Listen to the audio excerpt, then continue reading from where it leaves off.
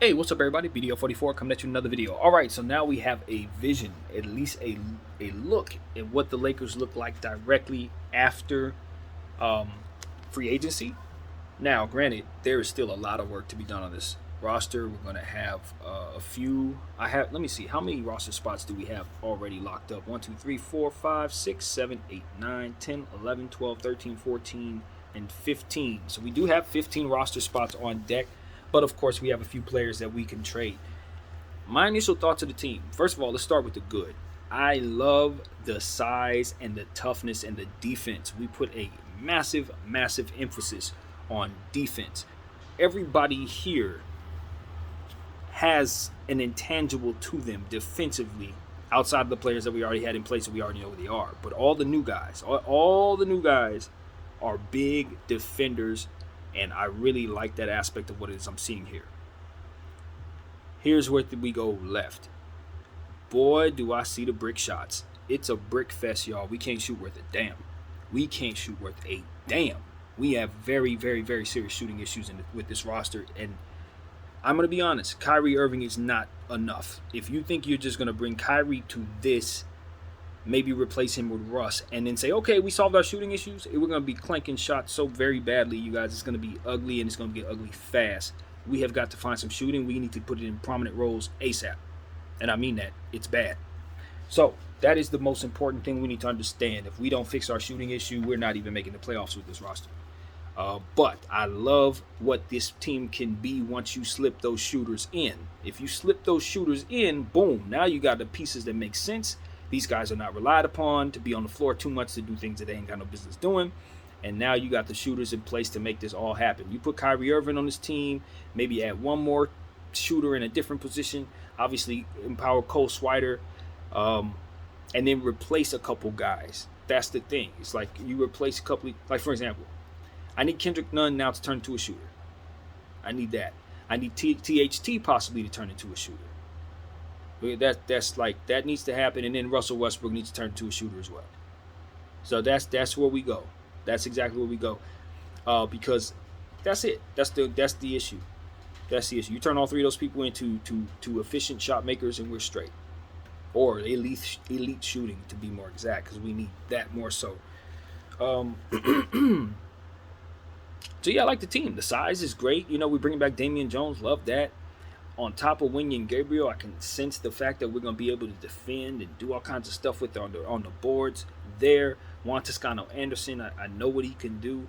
He's going to be able to help us in a lot of different areas. Having worked in that Golden State system, he's going to be someone who can also help us facilitate. I believe he has some skills that I think are going to shock us if we take advantage. The only question I have, honestly, is Troy Brown, because I really don't know his game. I think I did homework on him last year when I was doing a little homework on the Wizards, I believe it was. And I think it was one of those situations where he was a big guard who had injuries or something like that, offensive-minded, average for the most part. So that's what I remember, but there's more to learn. Just going off memory, and that's not good enough. So we'll see there. But the rest of these guys, I like them. I like everybody here. Juan Toscano Anderson is a player I like. I felt we should have brought him in last year. Damian Jones should have never let him go. Stan Johnson, loved the player. Austin Reeves, that's my guy. Lonnie Walker, very happy. And let me tell you, because Lonnie Walker is one of those players, just like Kendrick Nunn, not Kendrick Nunn, but yeah, I guess Kendrick Nunn too. Both players last year, Kendrick Nunn and Malik Monk, I didn't think we could get them. I saw them on the list, but just like several others, I figured, they're going to get money. We're not going to be able to acquire that player. Maybe they just re-sign or something like that. But once it started being evident what San Antonio was doing, shoot, I said it in this camera. They have a bunch of wings that we need to try to shop. We need to try to see if we can dip into their pool of wings and snatch one or two of them out of there. Because if they're not trying to win anymore, they got a couple of players that are going to mess that up. And he was one of them. Lonnie Walker IV is a player who's developed in their system for the last 5 years or so, and can really do a lot for you. He's streaky. He's somebody we're going to rely upon to hit three-point shots.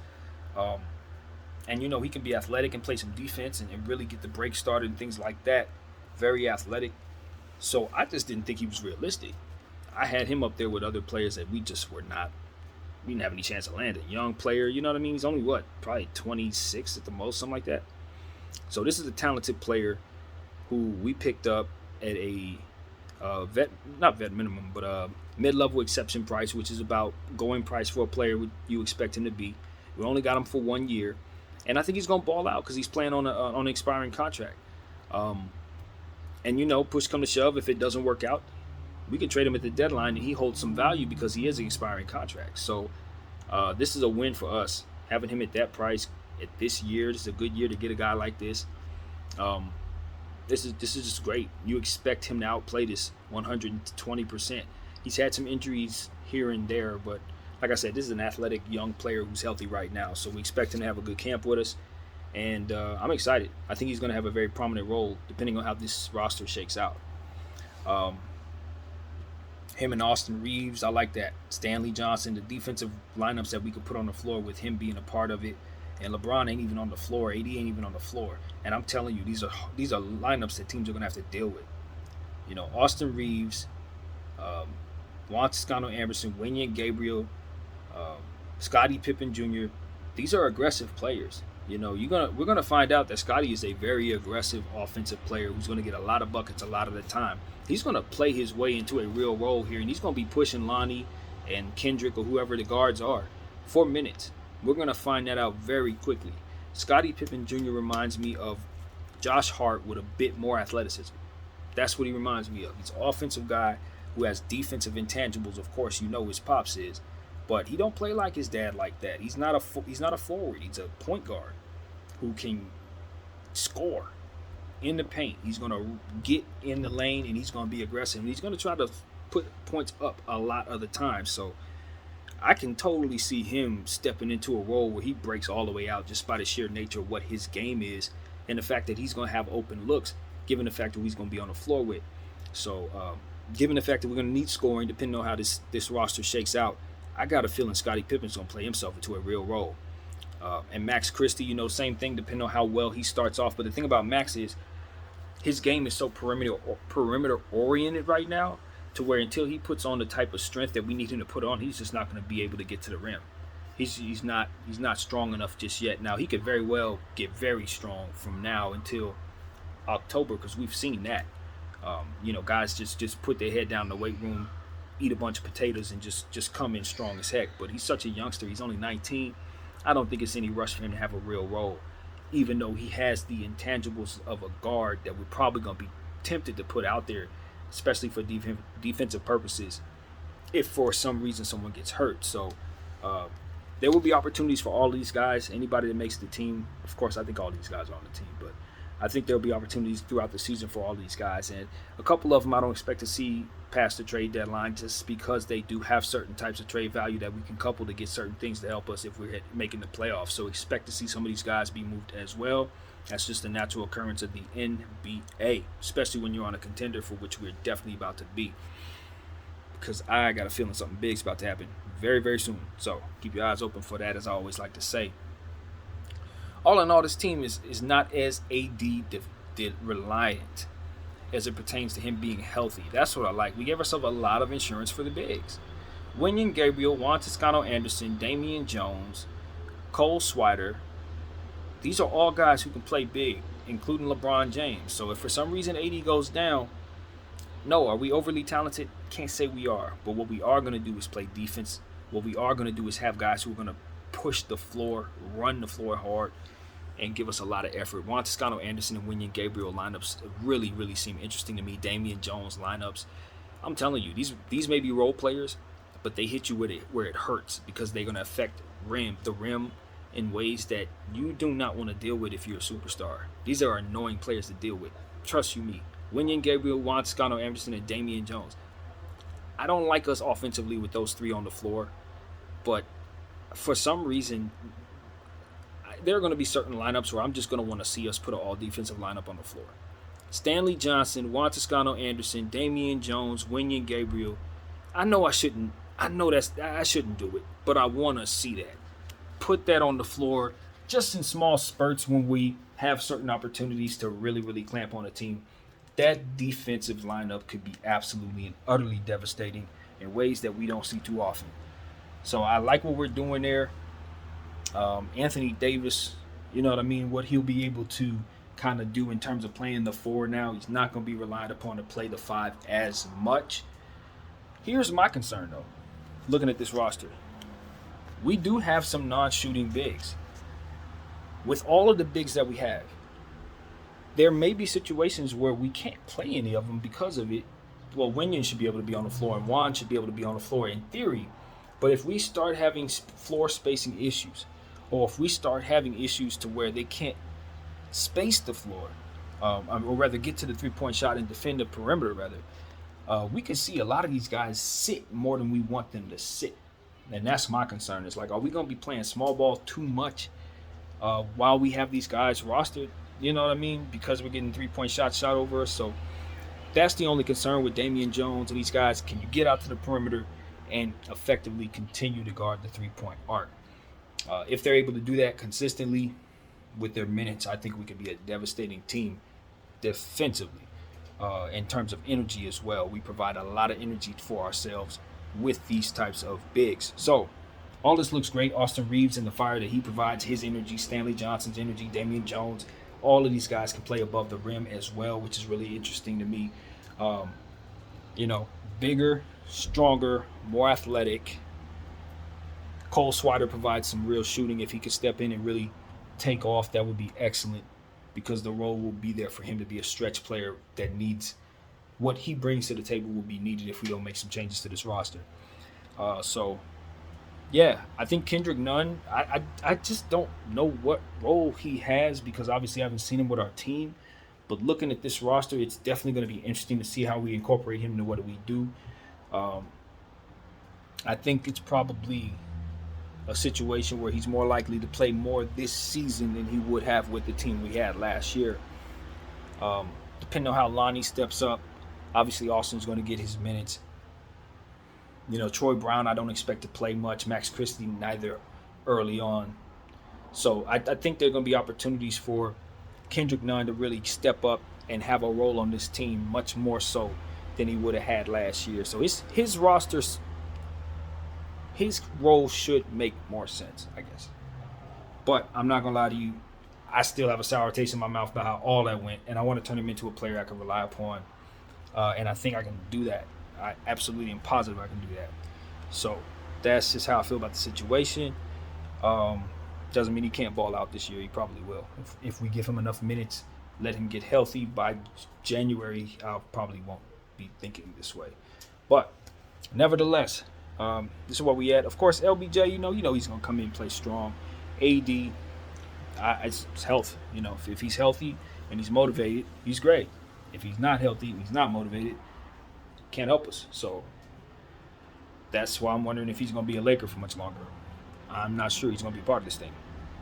I think he could actually be on the move for somebody else before the season even starts, but I don't have any evidence of that right now. It's just me reading tea leaves and looking at the opportunities in front of us and judging by what's in front of us. I think there's a chance something crazy could happen. So keep that in mind. Also, Russell Westbrook is a part of this thing. Our situation's up in the air.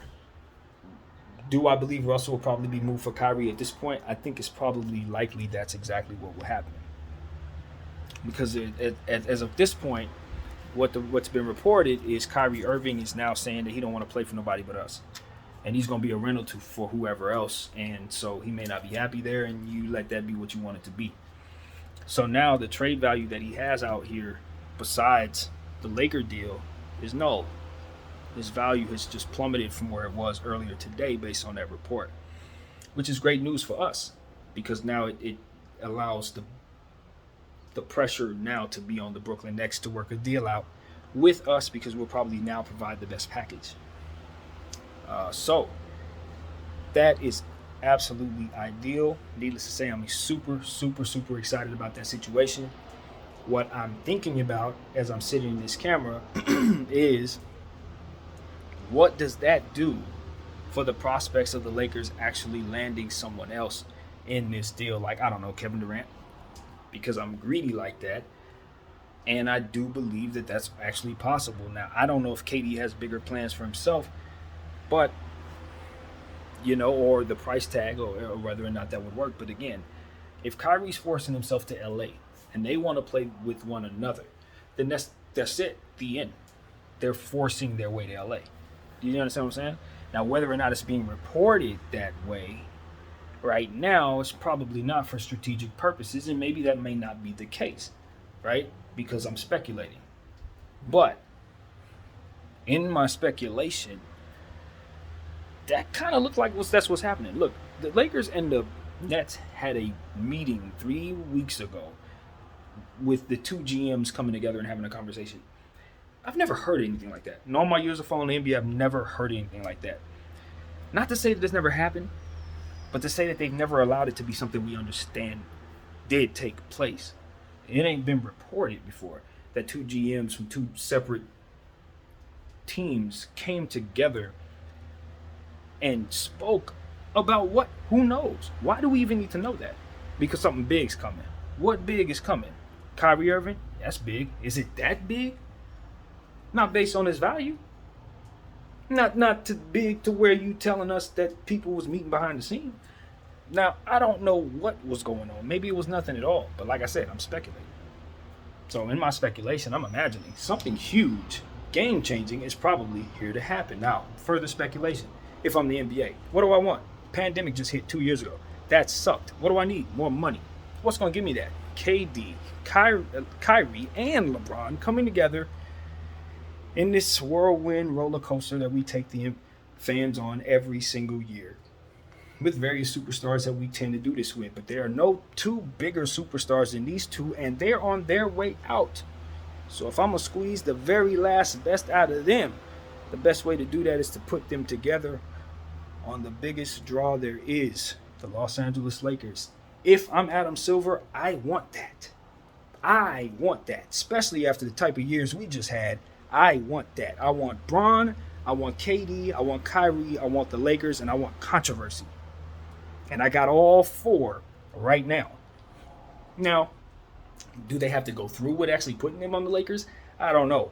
But I want people talking about it, speculating about it, at least for a couple of days. But it doesn't hit the same unless you actually do it. So, take it for what it's worth. We saw AD, we saw Bron. We got a lot out of that, but we also saw how that went last year, and that was a L. Money-wise, it didn't hit. They were here, it didn't hit. So they might like being with one another, but if I'm the NBA and I'm the Lakers, I'm trying to get to this money. So we got a lot of young players coming in, but we still know everybody talking about Bron. At the end of the day, Bron is still the needle mover. And who's the other needle mover? Kyrie. And who's the other needle mover? KD. You put them needle movers together, you got big billions, lots of billions. You put the Lakers on top of that, what do you have? You got a money tree that you can fill the air with green. Money flying out of the sky. It's money over there. It's money over here. It's money. I'm telling you, this is good for the league. So, I don't know if they're doing it, but if I were in control of things and it was my money to make, that's what I would want. I would want something like that put together. Now, because those guys, like I said, they're older now. And they both look bad last time we saw them together. And it ain't necessary for them to both look bad when you can just put them together and they look great. You see what I'm saying? Like, it just makes sense from a marketing perspective. So, that's what I think is happening here. They're putting the biggest stars in the league all on the biggest team this season. And they're going to let it be whatever it's going to be.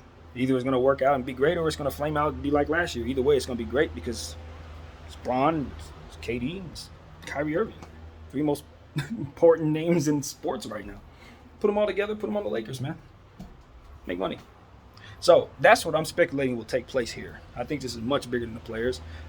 And I love it because I'm a Laker fan, so we get to benefit from it. But if it's not going to happen, they send them off to Phoenix. That's cool, too, because I think it's going to be great to see KD in situations that'll help him win, generic situations that'll help him win. But ultimately, I just look at the league a certain way, man. It's a business. And put it like this. If they're not doing this, they missed an opportunity. And if they missed an opportunity, then why are they teasing themselves with an opportunity like this? Why even put it in the atmosphere if you're not gonna do it? BDF 44. Thank y'all for watching. I'm out.